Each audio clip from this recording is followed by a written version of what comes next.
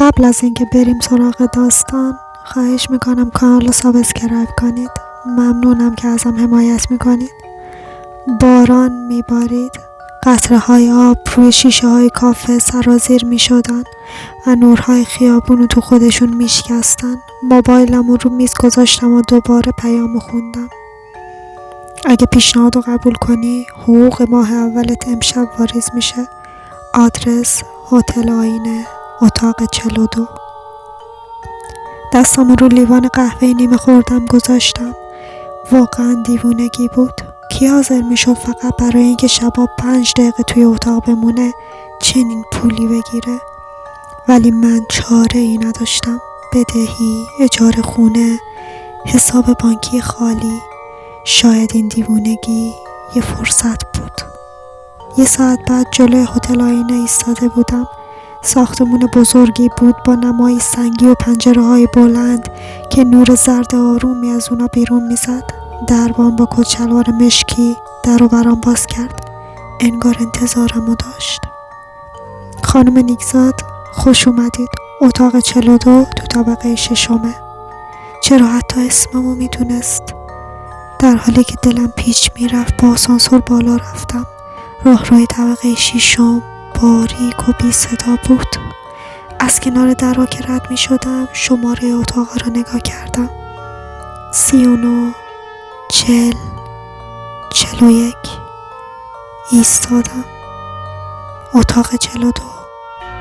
دستم روی دستگیره گذاشتم. قلبم تند می زد. آهسته فشار دادم و در با صدای خفیفی باز شد. داخل فقط یه تخت، یه صندلی و یه آینه بزرگ بود. نور ملایم زرد رنگ فضا رو روشن کرده بود. هیچ چیز غیر عادی نبود، اما حس سنگینی عجیبی تو هوا معلق بود. یه ساعت روی دیوار نگاه کردم. 11:55 شب. قرار دادم میگفت باید دقیقاً 5 دقیقه تو این اتاق بمونم، نه بیشتر نه کمتر. نفس عمیقی کشیدم و وارد شدم. در پشت سرم بسته شد. همین که اولین قدم داخل گذاشتم یه حس عجیبی به پوستم دوید.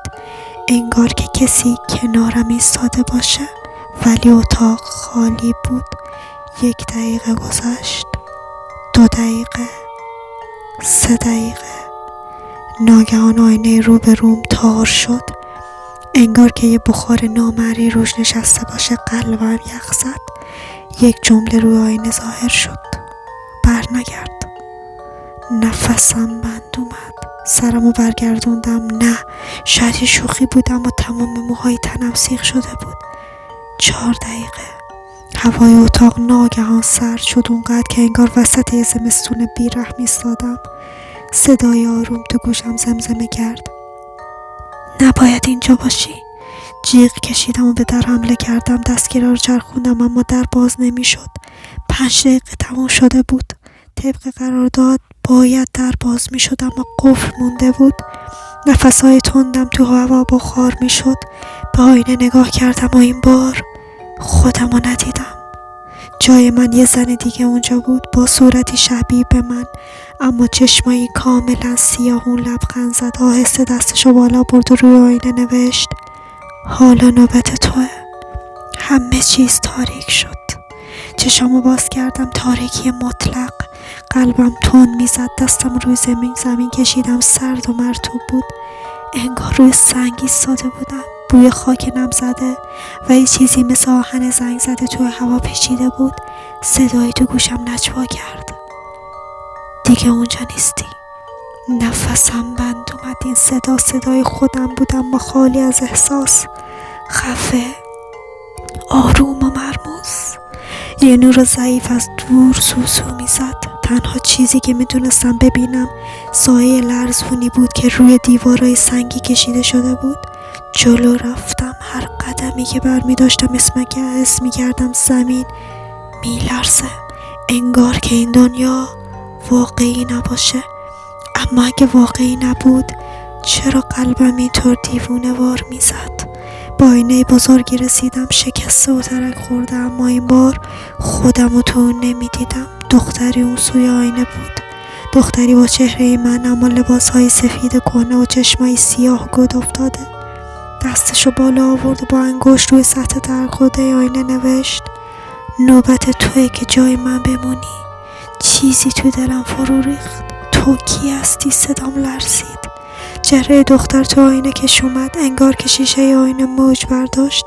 زمزمه کرد: تو درست مثل منی، فقط یه قربانی دیگه برای اتاق 42.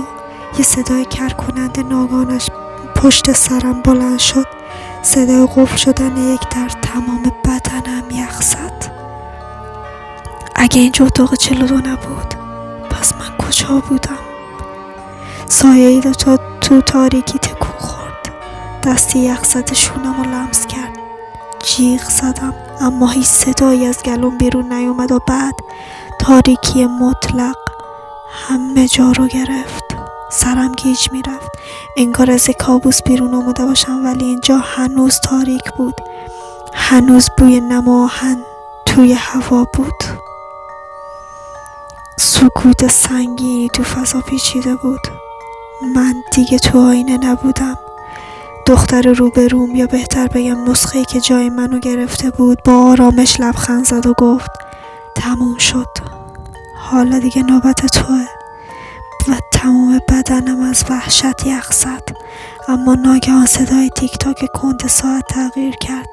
ریتمش عوض شد. چیزی تو هوا تکون خورد. احساس کردم قوانین بازی در حال فروپاشیه. اون لحظه بود که در باز شد و مردی با کت شلوار مشکی داخل شد. چهره‌شو تو تاریکی دیده بودم، اما حالا واضح بود. اونو قبلا تو لابی دیده بودم، دربان هتل، اما اون دربان نبود. خب دستاشو به هم زد. به نظر میرسه این بار یه متقلب داریم. نفس تو سینم حبس شد. تو کی هستی؟ مرد آروم خندید و گفت: من کسیم که این بازی رو خلق کرده. این یه آزمایشه. چیزی درونم فرو ریخت. چه آزمایشی؟ چشاش برق میزد. ما دنبال افرادی مثل توییم، آدمایی که تو موقعیت‌های خاص متفاوت از بقیه عمل میکنن. این قرارداد برای پیدا کردن ذهن‌هایی طراحی شده که حاضرن قانونو بشکنن، حتی وقتی میدونن خطر داره. احساس کردم دنیا دور سرم میچرخه. پس اون دختر چی؟ به سمت آینه اشاره کردم. مرد شونه‌ای بالا انداخت. اون فقط یه انعکاس بود، یه توهم. سکوت کوتاهی شد. بعد با آرومی یه کلید طلایی از جیبش بیرون آورد و رو میز گذاشت. انتخاب با توئه. میتونی بری یا میتونی بمونی و بفهمی واقعا چه چیزی پشت این دراست. به کلید خیره شدم، به در، به آینه‌ای که حالا فقط خودم رو تو اون میدیدم و برای اولین بار فهمیدم که از اولین من بودم که تصمیم نهایی رو میگرفتم. اتاق 42 فقط یک شروع بود. به کلید طلایی روی میز خیره شدم، انگشتامو دورش حلقه کردم. حس فلز سرد روی پوستم مثل بیدار باشی تو ذهنم پیچید. اگه انتخاب کنم که بمونم چه اتفاقی میفته؟ صدام آروم بود اما درونم طوفانی. مرد لبخند نامحسوسی زد. دیگه یه قربانی نیستی، تبدیل به بخشی از سیستم میشی. چه سیستمی؟ جلوتر اومد. صداش مثل کسی که یه راز تاریک و فاش میکنه. ما کسانی رو انتخاب میکنیم که بتونن قوانین رو زیر پا بذارن اما کنترلشون رو از دست ندن. کسایی که شجاعت موندن دارن، نه فرار کردن. به در نگاه کردم. حالا میفهمیدم که چرا باز شده بود. این فقط یک آزمایش بود. من دو انتخاب داشتم: با کلید طلایی در رو باز کنم و برگردم به زندگی سابقم، انگار که هیچ اتفاقی نیفتاده، بمونم و بفهمم واقعا چه چیزی پشت این بازی مخفی شد. ناخودآگاه نگام به آینه افتاد. چهرم تون دیده می شد اما دیگه اون ترس و وحشتی که قبل داشتم وجود نداشت. مرد گفت: وقت زیادی نداری، تصمیم بگیر. نفس عمیقی کشیدم. شاید باید در رو باز میکردم و فرار میکردم، اما یه سوال هنوز ذهنم رو رها نکرده بود: اینا واقعا کیان؟ مهمتر از اون، چرا من؟ انگشتم روی کلید فشار دادم و گفتم: میخوام بمونم. مرد لبخند زد و گفت: انتخاب درستی کردی. اما قبل از اینکه بتونم چیزی بگم، دیوار پشت سرم باز شد. یه تونل تاریک با چراغای کم نور و یه راهروی بی انتها. قلبم دیوونه وار میزد. قدمی جلو گذاشتم. حالا دیگه قربانی نبودم. حالا دیگه بخشی از بازی شده بودم. با هر قدمی که تو تونل برداشتم فضا بیشتر سنگین و تیره میشد.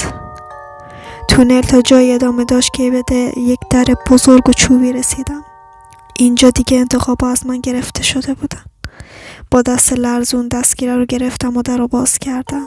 پشت در مردی با چهره بیروح گوشه ایستاده بود. پشت میز قدیمی. چشاش سرد و بی احساس بود. دقیقا همون کسی که همه چیز رو هدایت میکرد. به من اشاره کرد که نزدیکتر بیام. وقتی قدم تو اتاق گذاشتم گفت تو اولین کسی نیستی که وارد این سیستم میشه، اما ما این بازی رو برای کسایی که به اندازه کافی شجاعت دارن ساختیم. تا الان قسمتی از این آزمایش برای چی؟ آروم جواب داد ما دنبال افرادی هستیم که مرزهای انسانیت و عقلانیت رو بشکنن. کسایی که بتونن انتخاب‌هایی انجام بدن که باقی انسان‌ها قادر به انجامش نباشند. اینجا جایی برای آزمایش توانایی شماست. حس کردم چیزی درونم شکست. همه چیز که تا اون لحظه فکر می‌کردم به طور کامل تغییر کرده بود. بازی، قرارداد، اتاق 42 همه یک قسمت از آزمایشی بودن که برای کشف محدودیت‌های ذهن انسان طراحی شده بود. مرد به آرومی ادامه داد انتخابایی که کردی تو رو به دنیای جدیدی وارد میکنه. دنیایی که زیادی تو اون اتاقا وجود داره و تو حالا بخشی از این دنیای جدیدی. فهمیدم که دیگه نمیتونم به عقب برگردم. اتاق 42 دیگه بازی نبود. یه آزمایش بی پایان بود که تو اون فقط یه قانون وجود داشت. انتخاب‌ها تو رو به جایی میبره که هیچ کس نمیتونه پیش بینی کنه. پشت سرم در بسته شد و نورهای شروع به تابیدن کردن. دنیای جدید من در پیش بود. شما اگه بودین چه تصمیمی گرفتین؟ جوابو برام کامنت کنید. قبلشم سابسکرایب یادتون نره.